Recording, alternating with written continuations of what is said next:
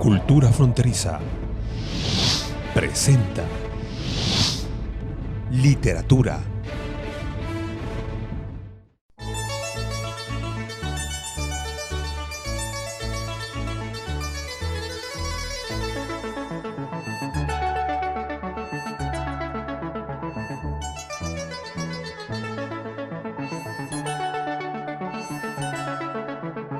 ¿Qué tal? Bienvenidos a una emisión más de su programa Cultura Fronteriza.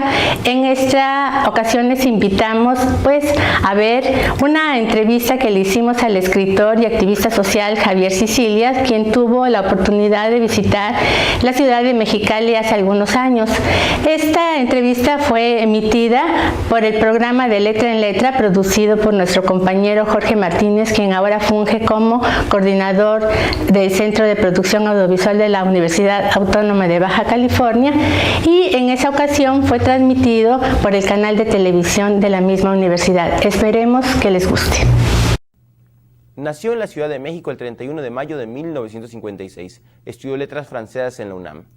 Actualmente es editorialista de la revista Siempre y Proceso. Además es director de la revista Ixtus. Ha publicado en ensayo los títulos Caratiede, A Destiempo y Otros Escombros. Ha escrito ensayo documental sobre la vida y la obra de Rubén Salazar Mayén. Además ha escrito Revelación y los días y Poesía y Espíritu. En poesía ha publicado Permanencia en los puertos, Oro, Trinidad, Vigilias y Resurrección. En novela ha escrito El Bautista y El reflejo del oscuro. En 1997 Conaculta reunió toda su poesía bajo el título de La presencia desierta. Además ha ganado los siguientes premios: el Ariel en 1989 por el mejor argumento original escrito para cine, titulado Goitia, un dios para sí mismo. Y con la novela El Bautista ganó el premio José Fuentes Mares por la mejor obra escrita en México entre 1991 y 1993. Acompáñenos en este breve recorrido lleno de espiritualidad y conozcamos de viva voz a Javier Sicilia.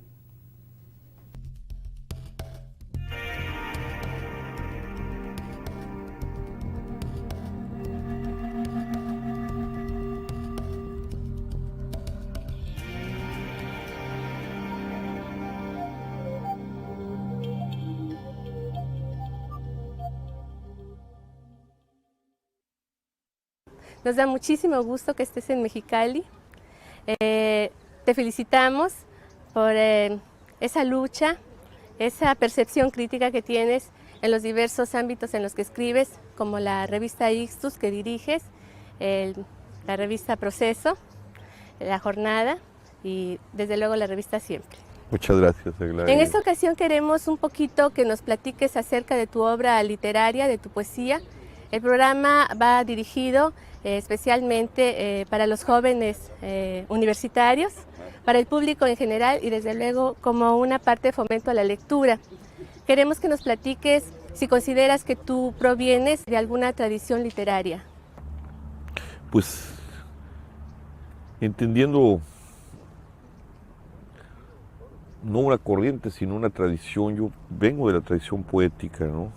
Si realmente quien me inicia en estos terrenos fue mi padre, que también era poeta, y desde chico yo crecí oyendo a los poetas que amaba mi padre, ¿no? Lorca, López Velarde, León Felipe, escuchándolo a él recitarlos y sus propios poemas, ¿no? Y eso de alguna forma me abrió a esa tradición inmensa que es la literatura en su vertiente de la poesía. Mi padre también era un gran lector y tenía una buena biblioteca, y eso también me introdujo a esa otra vertiente que es la novela. Y algo que se combinó en la experiencia, que también se lo debo a mi padre, Óscar, precisamente que esto me inoculó desde otra perspectiva, que es justamente el cristianismo, ¿no? En su vertiente católica. Mi padre también era un gran católico, un buen católico.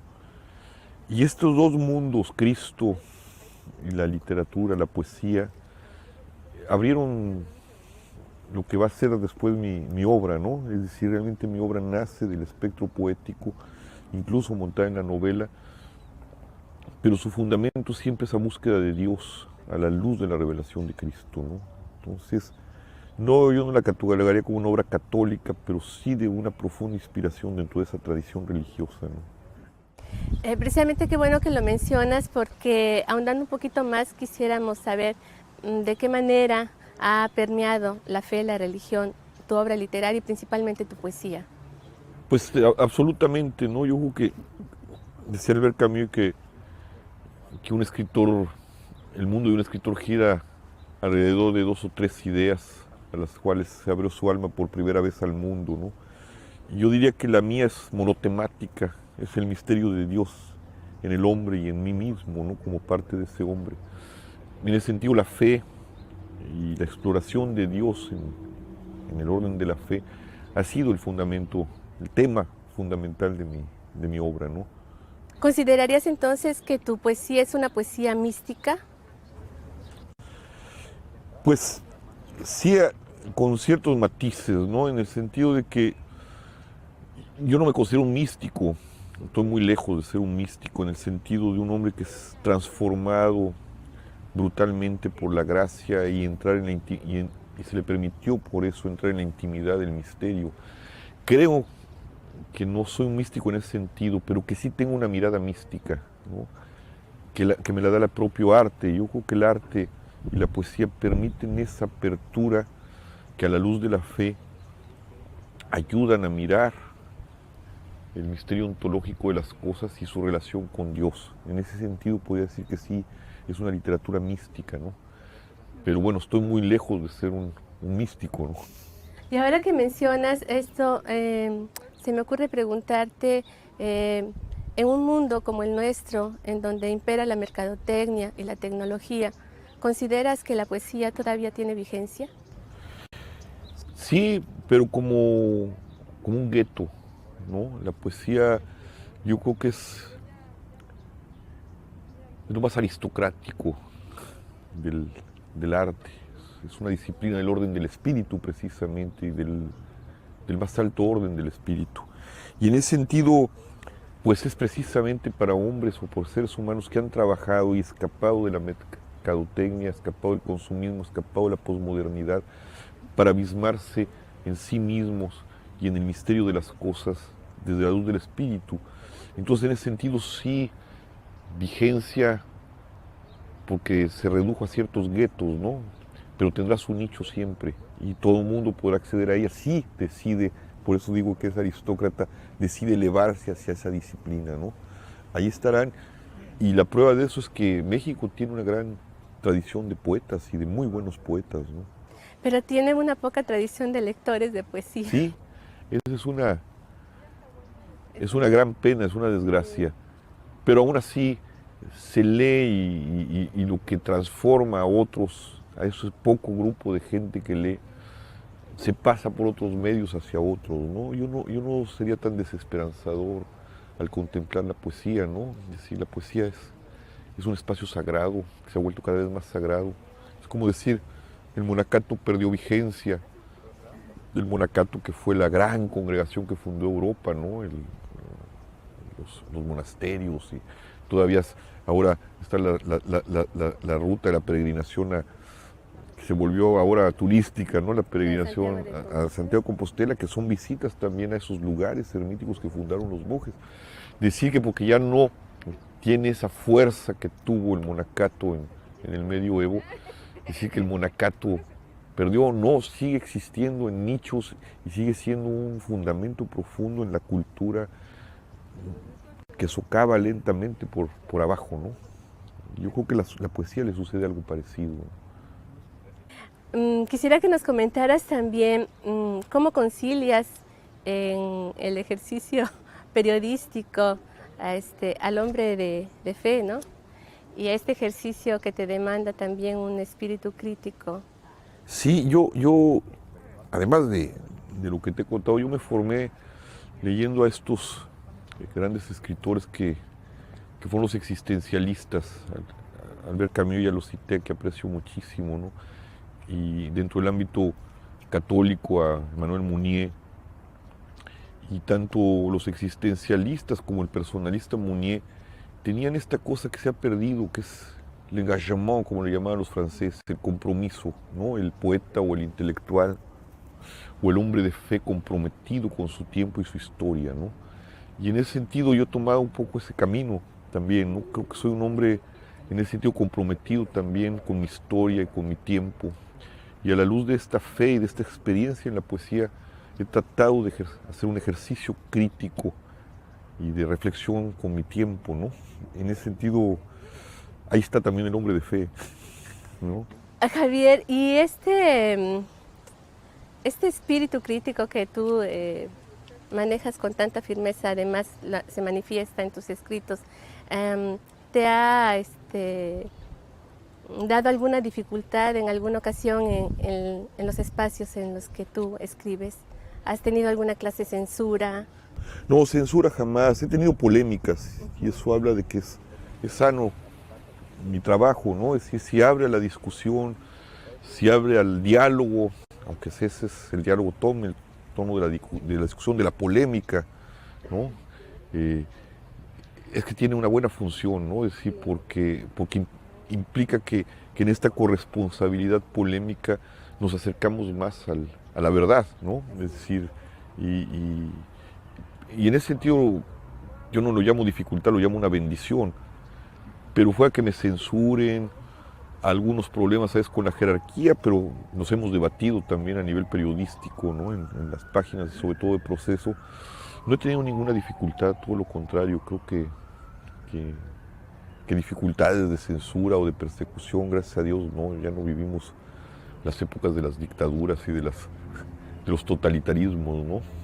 Y precisamente en este México que está un poquito convulsionado por los cambios de tipo político y social, ¿consideras que la literatura pueda ayudar en algo a las generaciones que se están formando actualmente?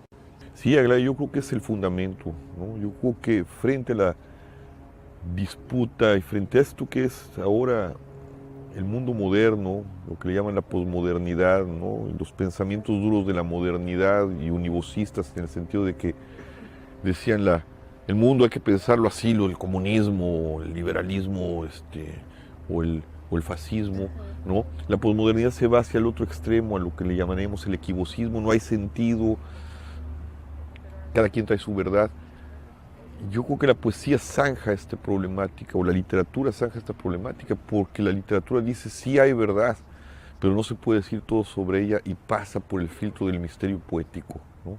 Y en ese sentido confrontarse a nivel de la verdad, a través del arte, de la literatura, de la poesía, es realmente volver otra vez a abrirse a los grandes misterios y comprensiones que esta disputa está oscureciendo, no sé si me explico, ¿no? Y volver otra vez a reencontrar la dimensión del hombre y de las cosas. La literatura creo que es uno de los pocos bastiones que quedan para volvernos a reencontrar en nuestra condición de hombres, ¿no? Tú que has tenido contacto con los jóvenes a partir de los talleres y que has viajado por varias partes de la República, ¿qué vertientes nos puedes comentar acerca de la literatura? ¿Cuáles son las preocupaciones de los jóvenes? ¿Cuáles sus búsquedas? Pues búsqueda de expresar un mundo interno, ¿no? Como todos. Yo siento que la literatura es justamente, o la poesía, parte de una intuición oscura que quiere clarificarse en la construcción de una forma o de un poema, ¿no? Pero es bastante oscura, precisamente por lo que tú estabas diciendo, ¿no? Es un mundo que no tiene referencias, que no da puntos. Entonces, los chavos tienen que escarbar muy, muy hondo dentro de sí para poder reencontrar ese sentido que intuyen oscuramente, ¿no? Es decir, antiguamente había pues puntos de referencia, ¿no? Ahora los puntos de referencia, lo dijiste muy bien, no existen, ¿no? Es una especie de caos, una especie de orgía de comunicación, de consumismo, de ofertas de sentido. Entonces se trasiegan mucho los muchachos buscando darle forma a intuiciones oscuras que no tienen, para las cuales todavía no hay lenguaje y que las están buscando, ¿no? Y eso me parece importante.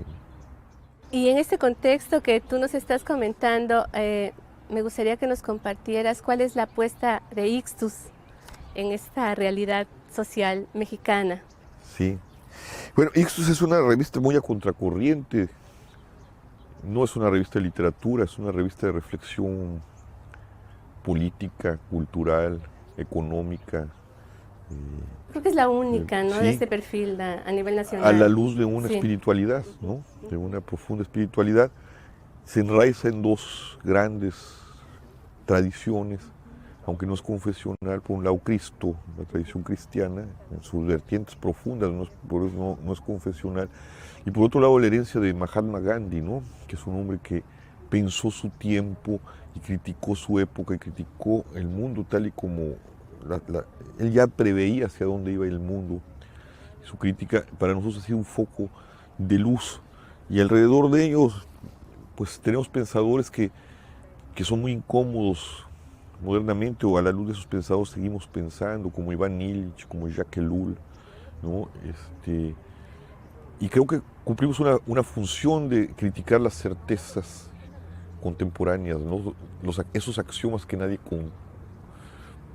discute porque se toman como axiomas, y nosotros tratamos de desmontar eso para tratar de repensar el mundo a la luz de lo mejor de una tradición, ¿no? En ese sentido creo que sí es nuevo, y por lo menos cumplimos una visión de hacer mirar desde otro ángulo, ¿no? Y ahora que mencionas a estos pensadores, me viene a la memoria Lanza del Basto. Ese es otro, claro. ¿Qué significado lanza del Basto en tu obra literaria, en tu vida? Pues mucho, lo conocí muy joven gracias a otro poeta que quiero muchísimo, que es Tomás Calvillo. En la biblioteca de su padre encontramos el comentario del Evangelio, Judas, que es una novela fantástica. Y a mí me deslumbró, porque Lanza combina algo que estaba en mi corazón y que no acababa de encontrar su decir. Perdón, ¿qué edad tenías cuando te tropiezas con Lanza del Basto? Como 20, 22 años. Y Lanza es un hombre absolutamente tradicional y absolutamente moderno. Eso es lo que me encantaba. Un hombre que piensa la modernidad a la luz de la tradición sin dejar de ser moderno, y hace una de las mejores críticas no solo a la modernidad, sino a la propia anquilosamiento de la catolicidad, ¿no? Y esto para mí fue fundamental en mi apertura a mirar el mundo desde otro ángulo, ¿no? Hay que recordar también que Lanza fue un discípulo católico de Gandhi, ¿no? Y que funda además, o sea, no nomás es un hombre que se expresa a través de la filosofía y de la poesía, sino que funda un modo de vida inspirado en los ashram gandianos y en las tradiciones medievales, que todavía vive, que es el Arca, ¿no? Y yo intenté con unos compañeros, con los grupos Ixtus, fundar un Arca. Creo que hay que encarnar las cosas. El mundo moderno me enseñó que no es posible, hay demasiada devastación. Mi mundo no es el de Lanza, ¿no? Algo en la historia ha roto esos espacios, esas posibilidades para encarnar. No me toca a mí, ni a mi grupo, ni a mis amigos. Y de eso lo único que sobrevivió todo ese gran proyecto fue Ixtus, ¿no? Pero ha sido fundamental en mi vida para mi poesía, mi novela El Bautista precisamente le debe mucho a la visión de Lanza, ¿no? Y algunos poemas de vigilias, ¿no? La forma de vigilias, la mirada que trata de encontrar vigilias, le debe mucho a Lanza. Y ahora que nos comentabas esa visión de los 22 años, ese encuentro, ese deslumbramiento con Lanza del Basto, al hombre de hoy en día, ¿cuáles son sus compromisos? ¿Cuáles sus búsquedas en la literatura? ¿Cuáles sus proyectos? Bueno, ahorita estoy escribiendo una novela que me está costando mucho trabajo, que llevo bastante tiempo con ella. Tiene por título La Confesión. Es un diario de un sacerdote, y ese diario, justamente es una confesión, es la mirada sobre su época, sobre su catolicidad, a la luz de estas mismas visiones del espíritu nacidas de mis reflexiones sobre Lanza, de mis reflexiones sobre Luz, de la reflexión que hemos hecho a lo largo de Ixtus, ¿no? Quiere ser como un libro muy crítico y desde la espiritualidad del mundo moderno, ¿no? Y una meditación sobre el misterio de la redención en un mundo donde la redención parece no estar, ¿no? Ese sería uno. Y tengo desde hace mucho incubado en el alma una larga meditación poética que lleva por título Misterios. Está pensado en los misterios del Rosario, precisamente, ¿no? Cómo se vive el gozo, el dolor y la gloria en un mundo otra vez en el que las huellas del misterio salvífico, del misterio de la redención parecen cada vez más tenues, más borradas, más imprecisas, ¿no? Va por ahí ahorita mi búsqueda de encontrar esos escasos vestigios del misterio, de lo trascendente en un mundo que perdió la trascendencia, ¿no? De vista la trascendencia. Y en este mundo nebuloso, que compartimos además esa opinión, ¿qué sugerirías a los jóvenes que tienen inquietud hacia la literatura, los jóvenes que están ahorita estudiando en las universidades, en las preparatorias? Pues que lean mucha literatura, que lean mucho poesía, que vuelvan a los poetas, que se sienten y lean y vuelvan a releer un poema y traten de desentrañar cómo le resuena en su corazón, qué les dice del sentido de las cosas en un mundo sin sentido, ¿no? Yo creo que la mejor forma de entrar en el misterio es a través del arte, ¿no? Y la mejor forma de entrar a través del arte es asumirlo en sus artistas, en sus poetas, en sus pintores, en sus novelistas, en sus músicos, ¿no? Aprender a mirar ahí. Yo creo que es el mejor consejo que les puedo dar y eso los hace mejores hombres, ¿no? Javier, para concluir, quisiéramos despedirnos de la mejor manera y solicitarte que nos compartieras un poema. Tengo una hermana que está muy enferma y víctima de su propia problemática alcohólica. Estuvo muy enferma y yo en momentos de una gran desesperación quisiera recordarla ahorita porque está pasando por momentos difíciles. Le escribí este poema que se llama Oración por mi hermana. Y dice: oh Virgen poderosa, Virgen de los amaneceres, Señora de la noche, salud de los enfermos, ten piedad de mi hermana y de su cuerpo, que la sed del alcohol desfiguró en las sombras. Ten piedad de sus labios y sus manos hinchadas, en las que un día moraron las caricias y los amaneceres. Señora de la vida, raudal de los derroches, ten piedad de sus ojos donde me vi de niño y conocí los goces de la infancia.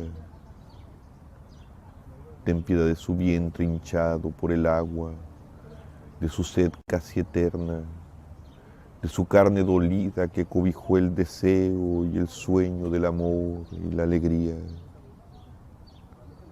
Oh Virgen de las vírgenes, consuelo de los niños, perdón de nuestras culpas, ten piedad de su hija, que no sabrá del beso en la mañana, ni del calor de sus manos cuando caiga la noche en la breve intemperie de su cuerpo. Ten piedad de su esposo, de su vasto dolor cuando al clarear el día la busque con sus brazos y solo encuentre el lecho abandonado donde durmió la sombra de un recuerdo. Ten piedad de nosotros, que no quisimos ver, que moría de miedo, que no podía más con nuestras faltas, que la angustia la ahogaba hasta ocultarle el alma y velarle tu nombre. Señora del rocío, Virgen de los atardeceres, dolor de los dolores, sagrario de desdichas, ten piedad de mi hermana, porque en ella se asienta el dolor donde se crucifica tu Hijo amado. Ten piedad de sus llagas y su angustia, cuya profundidad solo tú sabes, y hazla volver, María, hazla volver.